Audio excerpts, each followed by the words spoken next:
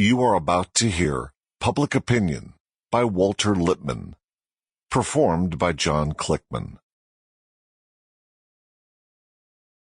Public Opinion by Walter Lippmann.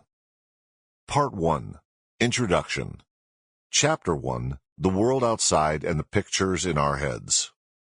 There is an island in the ocean where in 1914 a few Englishmen, Frenchmen, and Germans lived. No cable reaches that island, and the British mail steamer comes but once in 60 days.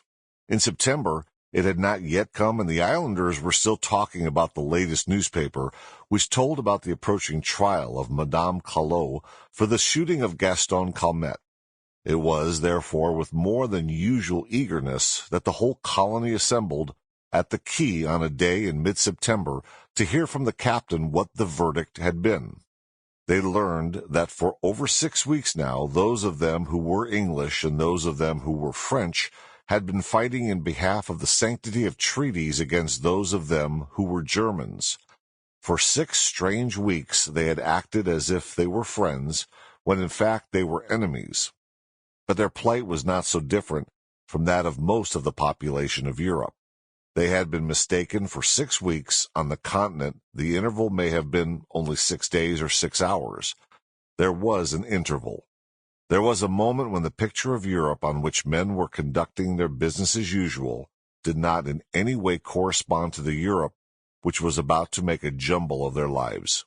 There was a time for each man when he was still adjusted to an environment that no longer existed. All over the world, as late as July 25th, men were making goods that they would not be able to ship, buying goods they would not be able to import.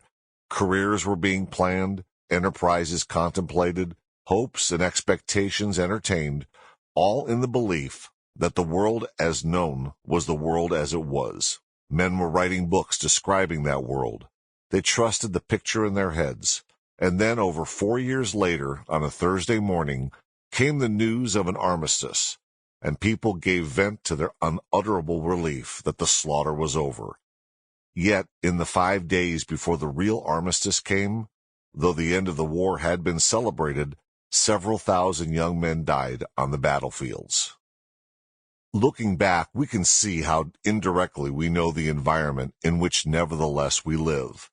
We can see that the news of it comes to us now fast, now slowly, but that whatever we believe to be a true picture, we treat as if it were the environment itself. It is harder to remember that about the beliefs about which we are now acting, but in respect to other peoples and other ages, we flatter ourselves that it is easy to see when they were in deadly earnest about ludicrous pictures of the world. We insist, because of our superior hindsight, that the world as they needed to know it and the world as they did know it were often two quite contradictory things.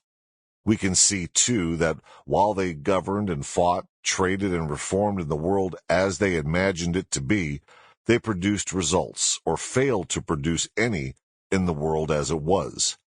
They started for the Indies and found America. They diagnosed evil and hanged old women. They thought they could grow rich by always selling and never buying. A caliph, obeying what he conceived to be the will of Allah, burned the library at Alexandria. Writing about the year 389, St. Ambrose stated the case for the prisoner in Plato's cave who resolutely declines to turn his head. To discuss the nature and position of the earth does not help us in our hope of the life to come. It is enough to know what Scripture states, that he hung up the earth upon nothing. Why then argue whether he hung it up in air or upon the water, or raise a controversy as to how the thin air could sustain the earth, or why, if upon the waters, the earth does not go crashing down to the bottom?